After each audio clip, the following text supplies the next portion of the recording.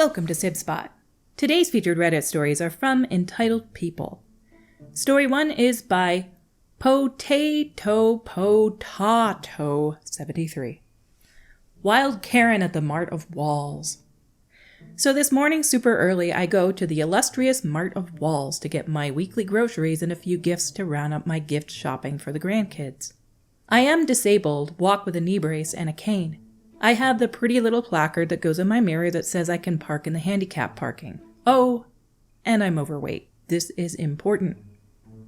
I get parked in the closest spot to the door, manage to get out of the car without face blending as my unsteady self is prone to doing, and start making my way inside. I get about halfway across the lane to the door and hear a nasally voice behind me screaming that I'm parked in her spot. I glance over my shoulder and behold, a Karen in all her glory. Blonde soccer mom hairstyle, too much makeup for 6 a.m., and a nasty scowl staring at me. I toss a wave and keep moving. I hear her again screaming at me, saying I'm not disabled, I'm just fat. To get myself back to my vehicle and move because I'm in her spot, or she's calling the police. Now folks, I hadn't gotten nearly enough caffeine in my system just yet to deal with a psycho screaming demon at sunrise.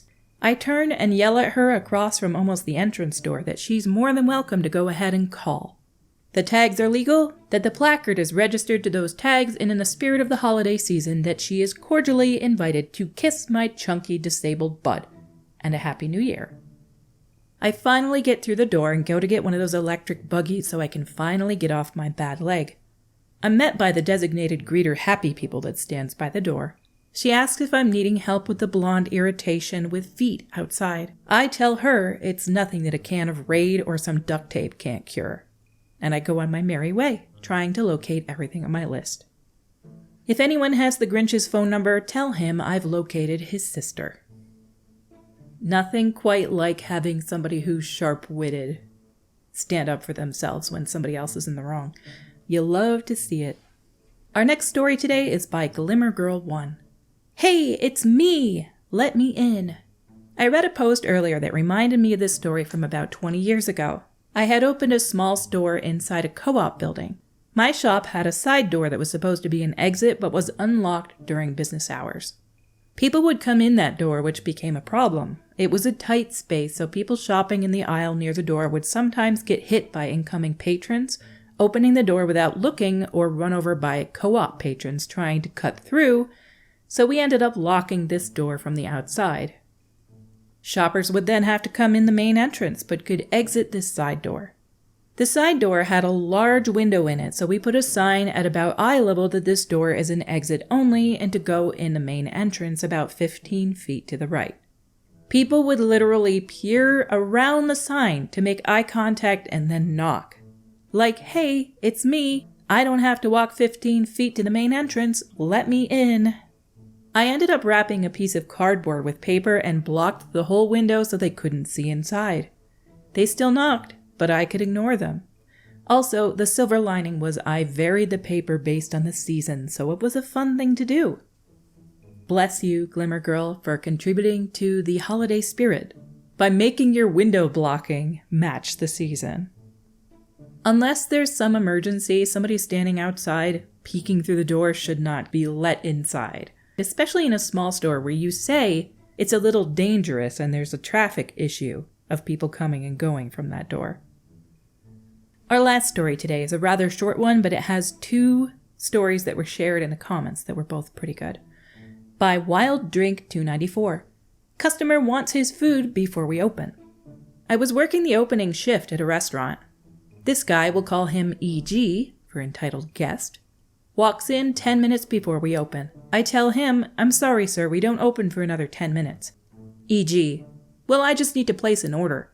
I again repeat, we don't open for another 10 minutes. After about the 3rd time of him saying, I just need to place an order, I thought he wanted to place an order for later. Sure, no problem. I take his order and ask him what time he wants to pick it up. EG gives me a weird look. As soon as it's ready. Me, all right, your food will be ready in about 15 or 20 minutes. EG, 15 or 20 minutes? Why is it going to take so long? Me, yes, because we don't open for another 10 minutes. E.g., cancel my order. This is ridiculous. I can't wait that long. Me, no problem. Have a nice day. When I say that man stomped out of the store, I thought he would leave footprints in the concrete floor. If they're not open, they're not open. You're not losing anything by losing this guy's business. Down in the comments, of course, were 2 more stories of 2 more entitled people being entitled. By Zach's Dad 295. One morning I was in a friend's restaurant, which is in a shopping center. He is the manager and was opening up the restaurant with his staff. There's a roller door on the front of the restaurant that was halfway down. The shopping center itself wasn't open until 10 a.m. At about 9:30, a woman dressed in a really nice suit decided to duck under the half-open roller door, and then when nobody came to the entrance to seat her, came marching up to me to demand that I serve her. I just stared at her in disbelief. Then one of the ladies setting up the bar came across and said I couldn't help her because 1, he doesn't work here, and 2, the restaurant isn't even open yet, which is why the roller shutter isn't fully open and the main lights aren't on. Lady just stared at her for a second while her brain caught up, snorted at the bar lady, and then walked off. Bar lady then said, "You would be amazed at how many people come into the restaurant even if the door isn't fully open and the lights aren't even on. Also, the lady must have come through the fire door around the back of the shopping center that is open to let staff in, to even get in the shopping center, then walk through the empty shopping center, which doesn't put the main lights on until about 9:55, so pretty dark. Then limbo under the half-open roller door to get in. Where there's a will, there's a way, and it's not always people doing the right thing. Maybe she was under the influence of something. It was early in the morning, so who knows?" Down underneath that by the Seamstress Guild. I worked at a family buffet restaurant in the 90s, and on Mother's Day, all staff were required to be at work by 8:30 a.m., even though we didn't open until 11:30 for lunch. This was so we could lock the back door so customers wouldn't try to sneak in.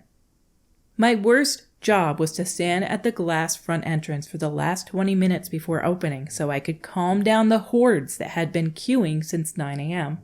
I just made a huge cardboard sign that read, "Is it 11:30? No, stop knocking and wait until 11:30. Anytime some Karen banged on the door, I just hold the sign up, refusing to make eye contact.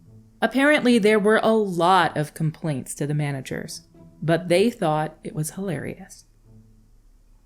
This place must have been popular. I can't believe people would show up at 9 a.m., start queuing for this restaurant. I do remember one time I went out to Seattle with some family, and there's this place that makes an assortment of different kinds of clam chowder, and that place had people lined up around the block before it even opened. So I guess if it's really popular, it makes sense. Some food out there is definitely worth waiting in a line for. I still remember that they had this lobster bisque clam chowder that was so good. Anyway, our stories for today have come to a close. Until we meet again, have a warm day.